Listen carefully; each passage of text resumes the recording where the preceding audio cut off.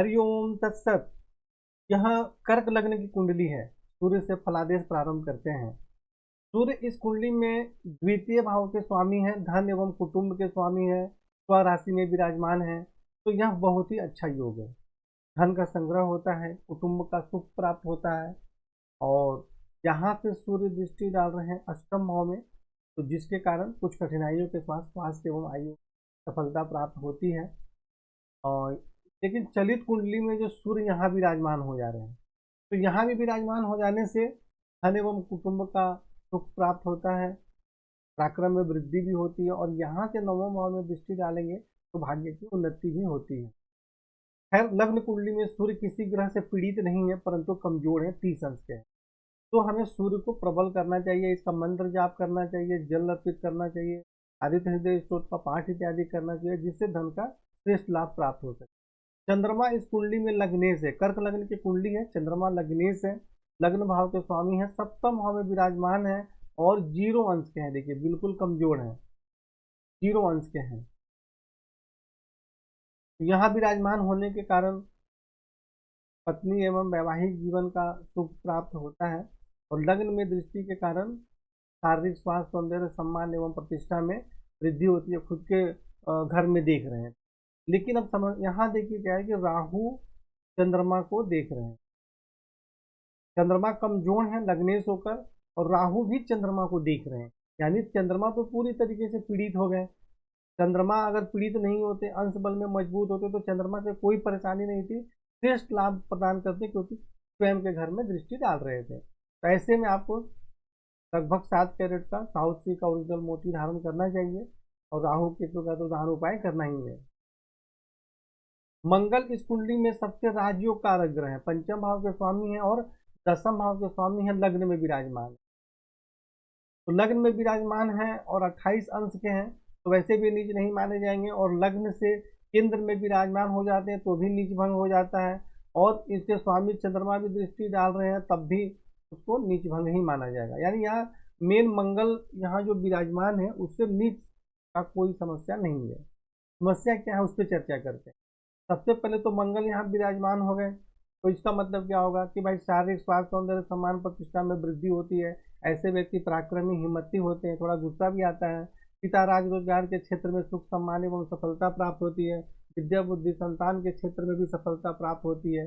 परंतु यहाँ जब मंगल शनि पे दृष्टि डालेंगे, ये सबसे बड़ी समस्या। शनि पे दृष्टि डालने के कारण माता भूमि भवन के सुख में भी परेशानी होगी, और शनि पत्नी के स्वामी है तो वैवाहिक जीवन में भी परेशानियों का सामना करना।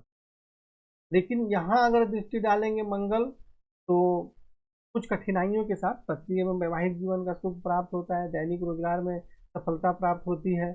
और लग्नेश चंद्रमा से संबंध बना रहे, हालांकि इनमें डिग्री में तो बहुत ज़्यादा अंतर है।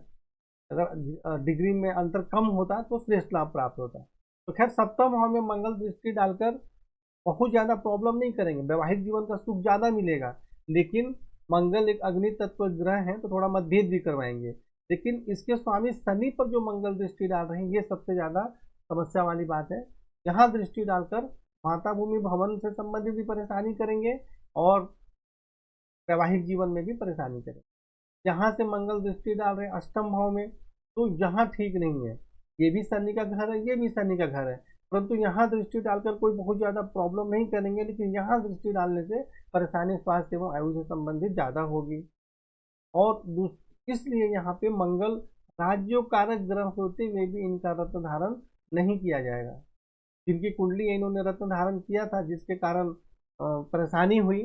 तो यहाँ हम क्या करेंगे भाई, मंगल राज्यों कारक ग्रह भी है और हमें उनको प्रबल भी करना है, कमजोर है। तो ऐसी स्थिति में हम तांबे का छल्ला धारण करेंगे, मंगल का मंत्र जाप करेंगे और लक्ष्मी मंत्र का भी जाप करेंगे, जिससे रोजगार में अच्छी सफलता प्राप्त हो सके। बुध जो है इस कुंडली में द्वादश भाव के स्वामी है और तृतीय भाव के स्वामी है। बुध इस कुंडली में अकारक होते हैं, द्वितीय भाव में विराजमान है, जिसके कारण धन का संग्रह सही प्रकार से नहीं होता है, खर्च ज़्यादा होता है, बाहरी स्थानों के संबंध से भी सफलता मिलती है। तो यहाँ बुध को कमजोर होना ही अच्छा है, और बुध स्वयं ही कमजोर है। हालांकि वक्री है तो ज़्यादा कमजोर नहीं माने जाएंगे। तो यहाँ बुध से संबंधित दान उपाय करना है, तो प्रबल नहीं करना है। गुरु इस कुंडली में भाग्य भाव के स्वामी हैं और षष्ठ भाव रोग, शत्रु एवं नौकरी के भी स्वामी हैं और यहाँ पंचम भाव में विराजमान है। तो पंचम भाव में अकेले गुरु हैं, तो इससे विद्या बुद्धि संतान के क्षेत्र में सफलता प्राप्त होती है। स्वयं के घर में दृष्टि डालेंगे तो भाग्य की उन्नति होती है, धर्म का पालन करते हैं। एकादश भाव में दृष्टि डालेंगे तो आमदनी में भी सफलता प्राप्त होती है, और लग्न में दृष्टि डालेंगे तो शारीरिक स्वास्थ्य, सौंदर्य, सम्मान एवं प्रतिष्ठा में वृद्धि होती है। परंतु यहाँ फिर भी गुरु की दशा में परेशानी क्यों हो रही है? कारण कि गुरु पर राहु की दृष्टि है। यदि गुरु अकेले होते तो ज्यादा समस्या नहीं होती। ऐसा जरूर है कि पंचम भाव में गुरु को निष्फल माना जाता है, या पंचम भाव में गुरु होते हैं तो सबसे बड़े संतान से थोड़ा मतभेद करवाते हैं, लेकिन कोई बहुत ज्यादा परेशानी नहीं होती है। लेकिन राहु से पीड़ित होने के कारण गुरु ज्यादा परेशानी करेंगे। जब गुरु की दशा में बहुत ज्यादा परेशानियों का सामना करना पड़ेगा। राहु को 27 अंश देखकर भ्रम में मत पड़ जाइएगा कि परेशानी नहीं करेंगे। राहु और केतु के विषय में मैंने देखा है कि अंश बल में कमजोर होने पर भी अगर किसी ग्रह को पीड़ित कर रहे हैं तो बहुत ज्यादा परेशानी करते हैं, स्वयं मैं अपनी कुंडली में ही देख चुका हूँ। तो इसलिए यहाँ पे गुरु जो है इनसे संबंधित श्रेष्ठ फलादेश के अनुसार तो अच्छा है, फलादेश के अनुसार जहां जहां भी देख रहे हैं वहां अच्छा फल दे रहे हैं, लेकिन उन पर राहु की दृष्टि। तो हमें यहाँ गुरु का मंत्र जाप करें अंश बल में तो ठीक ही है, और मेन राहु से संबंधित दान एवं उपाय करना अत्यंत आवश्यक है, जिससे गुरु की महादशा में श्रेष्ठ लाभ प्राप्त हो। गुरु की महादशा श्रेष्ठ लाभ के लिए गुरु का मंत्र जाप करें, हल्दी या केसर का तिलक भी लगाएं, राहु से संबंधित दान एवं उपाय लगातार करना आवश्यक।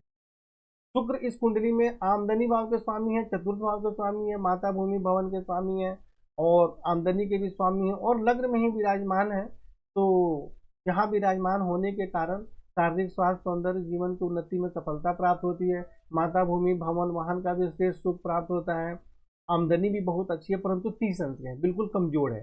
तो यहाँ आपको शुक्र को प्रबल करना चाहिए, जिससे कि श्रेष्ठ लाभ प्राप्त हो। और दूसरी बात, इस शुक्र यहाँ सप्तम भाव में दृष्टि डाल रहे हैं तो पत्नी एवं वैवाहिक जीवन का सुख प्राप्त होता है, दैनिक रोजगार में सफलता प्राप्त होती है, और पत्नी के माध्यम से भी या पत्नी के भाग्य से भी आमदनी के योग बनते हैं।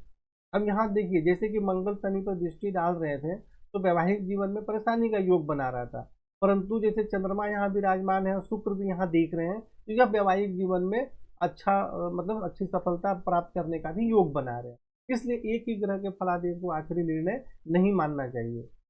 तो शुक्र यहाँ पे अच्छा फल दे रहे हैं और आमदनी का भी अच्छा योग बना रहे हैं, माता भूमि बहु वाहन का भी श्रेष्ठ सुख प्राप्त का योग बन रहा है। तो आप शुक्र को मंत्र जाप करें, उसको प्रबल करें, जिससे कि आपको श्रेष्ठ लाभ प्राप्त होगा। शनि इस कुंडली में सप्तम भाव के स्वामी है और अष्टम भाव के स्वामी है, पत्नी, वैवाहिक जीवन, दैनिक रोजगार, आयु के स्वामी है, और चतुर्थ भाव में उच्च राशि में विराजमान है। कर्क लग्न की कुंडली में शनि को अकारक माना जाता है, लेकिन यहाँ उच्च राशि में विराजमान है शनि, तो कुछ कठिनाइयों के साथ माता भूमि भवन वाहन का श्रेष्ठ सुख प्राप्त होता है, परंतु यहाँ मंगल की दृष्टि है शनि पर, जिसके कारण परेशानी का योग बन जाता है। और यहाँ से शनि दृष्टि डालेंगे षष्ठ भाव में तो शत्रु पक्ष पर विजय प्राप्त होती है, नौकरी में सफलता प्राप्त होती है। और यही शनि जब यहाँ दसम भाव में दृष्टि डालेंगे, पिता राज रोजगार के क्षेत्र में कठिनाई एवं परेशानियों का सामना करना पड़ेगा। और जब शनि मंगल पर दृष्टि डालेंगे या कर्क राशि में दृष्टि डालेंगे तो शारीरिक स्वास्थ्य, सौंदर्य, जीवन की उन्नति में कठिनाई एवं परेशानी होती है। जीवन की उन्नति बहुत धीरे धीरे होता है, और जब भी शनि का महादशा, अंतरदशा, प्रत्यंतर दशा आएगी तो बहुत ही आलस रहेगा और कोई भी कार्य में जल्दी सफलता प्राप्त नहीं होगी। इसलिए यहाँ शनि से संबंधित दान एवं उपाय करना अत्यंत आवश्यक है, ताकि हमें उससे ज्यादा परेशानी ना हो सके। और फिर राहु के विषय में चर्चा करते हैं, तो राहु एकादश भाव में विराजमान है, तो यहाँ पर आमदनी बहुत अच्छी होती है, कई बार अचानक लाभ भी प्राप्त होता है। लेकिन यहाँ से जो राहु है, अगर तृतीय भाव में दृष्टि डालेंगे तो पराक्रम में वृद्धि होती है, भाई बहन का सुख प्राप्त होता है, ऐसे व्यक्ति हिम्मती, परिश्रमी, निडर होते हैं। लेकिन यही राहु जब पंचम भाव में दृष्टि डालेंगे, मंगल पर के घर में भी दृष्टि डालेंगे तो परेशानी होगी, और प्लस संतान के कारक गुरु पर भी दृष्टि डाल रहे हैं, तो इसलिए यहाँ पर विद्या बुद्धि संतान के क्षेत्र में कठिनाई एवं परेशानी का सामना करना पड़ता है। और सप्तम भाव में चंद्रमा पर जब दृष्टि डालेंगे तो पत्नी, वैवाहिक जीवन में तो परेशानी होगी, और शारीरिक स्वास्थ्य, जीवन की उन्नति में भी कठिनाई एवं परेशानियों का सामना करना पड़ता है। तो राहु से संबंधित दान एवं उपाय करें। केतु यहाँ पे गुरु को तो कोई प्रॉब्लम नहीं करेंगे, लेकिन वृश्चिक राशि में केतु विराजमान है तो यहाँ पर परेशानी देंगे, तो विद्या बुद्धि संतान के क्षेत्र में परेशानी होगी। लेकिन यही केतु जब नवम भाव में दृष्टि डालेंगे तो भाग्य की उन्नति होगी। एकादश भाव में दृष्टि डालेंगे तो आमदनी का अच्छा योग बनेगा, लेकिन यही केतु जब मंगल पर दृष्टि डालेंगे तब यहाँ समस्या हो जाएगी। मंगल पर दृष्टि डालने के कारण शारीरिक स्वास्थ्य, सौंदर्य, जीवन की उन्नति में कठिनाई एवं परेशानी होगी। पिता, राज, रोजगार के क्षेत्र में भी कठिनाई एवं परेशानियों का सामना करना पड़ता है। स्वभाव ऐसे व्यक्ति का बहुत उग्र हो जाता है और चोट इत्यादि लगने की भी संभावना रहती है। सिर पर भी चोट लगने की संभावना बहुत ज़्यादा रहती है। इसलिए राहु केतु से संबंधित दान एवं उपाय करना अत्यंत आवश्यक है। मतलब आपको कुंडली में राहु केतु शनि से संबंधित दान और उपाय करना है। इन तीनों का कोई भी रत्न वगैरह धारण नहीं करना। अब एक चीज और यहाँ देखिए कि जब मंगल भी शनि पे देख रहे हैं और मंगल राजयोग कारक ग्रह है, तो हम रत्न नहीं पहन सकते, लेकिन इनका मंत्र जाप करेंगे और तांबे का छल्ला धारण करेंगे, वह तो बनाया, लेकिन साथ ही साथ मंगल से संबंधित उपाय भी करना पड़ेगा। यानी मंत्र जाप भी करना पड़ेगा, आपको तांबे का छल्ला भी धारण करें और उपाय भी करें जो मंगल से संबंधित सामान्य उपाय, जैसे कि रोटी में गुड़ रहकर गाय को खिलाना, हनुमान चालीसा इत्यादि का पाठ करना आपको ज़्यादा से ज़्यादा चाहिए। और ऐसे व्यक्ति को महामृत्युंजय मंत्र और लक्ष्मी मंत्र का जाप जरूरत मतलब ज़्यादा से ज़्यादा करना चाहिए। महामृत्युंजय मंत्र सबसे ज़्यादा करना चाहिए। इस प्रकार के जो ग्रहों के योग बन रहे हैं उन सभी से आपको जो है परेशानी में कमी है। बहुत सारे लोग क्या करते हैं, ग्रहों के उपाय तो करते हैं लेकिन मंत्र जाप नहीं करते हैं, यही उनकी सबसे बड़ी गलती होती है। आप महामृत्युंजय मंत्र और लक्ष्मी मंत्र का ज़्यादा से ज़्यादा जाप करें और जो उपाय बताया गया है वह उपाय तो करना ही है। अगर ये दोनों आप कार्य करते हैं तो आपके जीवन में उन्नति भी होगी और रोजगार आमदनी में जो परेशानी है वह भी दूर होगी। हरि ओम तत्सत।